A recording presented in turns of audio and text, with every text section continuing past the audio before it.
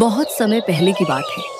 पहाड़ों की चोटी में बसे गांव ठंडपुर में हर साल कड़ाके की ठंड पड़ती थी। इसी गांव के एक कोने में गरीब मजदूर राजू अपनी पत्नी सीता और दो छोटी बेटियों परी और कोमल के साथ एक पेड़ के घर में रहता था। यह घर ठंड से बचाव के लिए काफी नहीं था।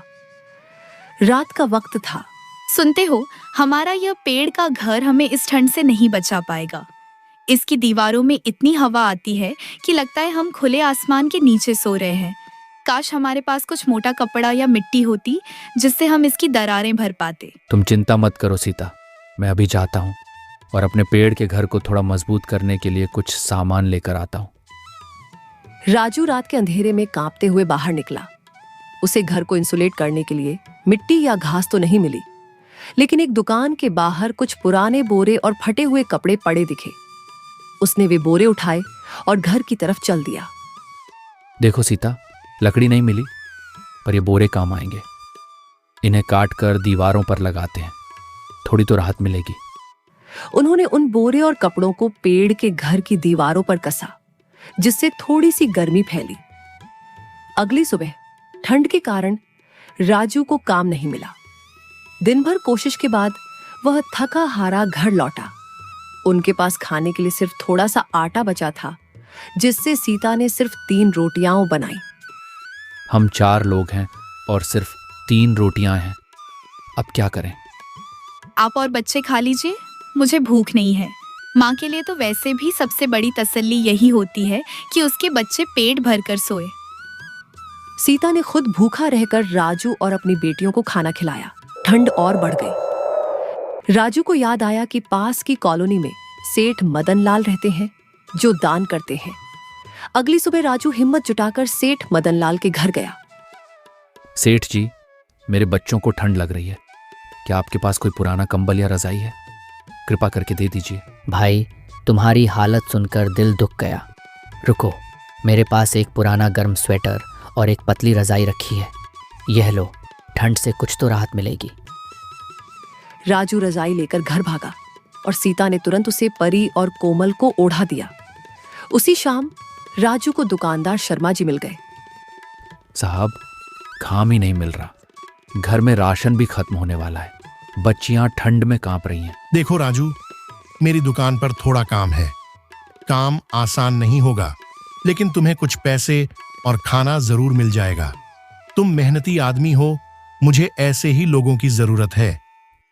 सच में साहब, अगर ऐसा हो जाए तो मेरा परिवार भूखा नहीं सोएगा। मैं कोई भी मेहनत करने को तैयार हूं। कुछ दिनों बाद जब राजू की कमाई थोड़ी ठीक होने लगी, तो उसने एक गरीब आदमी को ठंड में ठिठुरते देखा। बिना कुछ सोचे राजू ने अपने पास का एक पुराना स्वेटर उस आदमी को दे दिया। अभी हमारे पास भी ज्यादा कुछ नहीं है, लेकिन तुमने फिर भी किसी की मदद की। राजू, यही असली अमीरी होती है। राजू की मेहनत रंग लाई और शर्मा जी ने उसकी मजदूरी भी बढ़ा दी। अब राजू पैसे बचा रहा था। एक दिन उसने घर को ठीक करने का फैसला किया।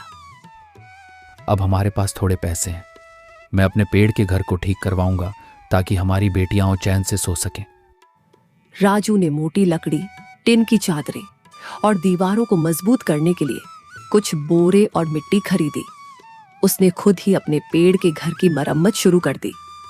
उसने दीवारों पर पुरानी बोरी और मिट्टी का लेप लगाकर उन्हें ठंड रोकने लायक बनाया।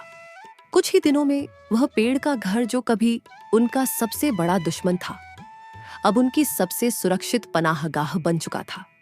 चारों ओर बर्फ के बावजूद अंदर गर्माहट बनी रहती थी। बाबा, अब हमें बिल्कुल ठंड नहीं लगती। यह घर तो जादू का घर बन गया। हमारा घर सबसे अच्छा है बाबा। एक रात जब पूरा गांव बर्फीले तूफान की चपेट में था और ठंडी हवाएं दरवाजे खटखटा रही थी, राजू, सीता और बच्चे अपने छोटे मजबूत घर में चैन से सो रहे थे। राजू, तुम्हें याद है वो रात जब हमें एक गत्ते के टुकड़े से भी राहत मिली थी? आज हमारे पास ये मजबूत छत है। तुमने हार नहीं मानी। हार कैसे मानता सीता? जब तक तुम और मेरी बेटियां सुरक्षित नहीं थीं, मैं कैसे सो सकता था? हमें सेठ मदन लाल की दया, शर्मा जी का भरोसा और सबसे बढ़कर एक दूसरे का साथ मिला।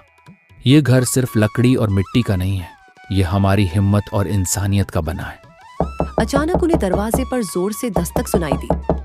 राजू ने दरवाजा खोला तो सामने उनके पड़ोसी, जिनसे उसने एक रात लकड़ियों की भीख मांगी थी, पर उन्होंने इन्हें गरीब और भिखारी कहकर लौटा दिया था। वे ठंड से कांप रहे थे। राजू भाई, हमारा घर गिर गया है, क्या हम बस रात भर के लिए यहाँ रुक सकते हैं? सीता ने बिना एक पल सोचे अपने दोनों हाथ फैला दिए। आइए अंदर आ जाइए। ये घर छोटा है पर दिल बहुत बड़ा है। हमारे पास एक अतिरिक्त कंबल और थोड़ा सा चूल्हे का ताप है। इस भयंकर रात में कोई बाहर नहीं रहेगा। उस रात पेड़ के छोटे से घर में भीड़ थी, लेकिन दिल में कोई ठंड नहीं थी। राजू ने अपने उसी पड़ोसी को सहारा दिया जिसने कभी उसे दुत्कार दिया था।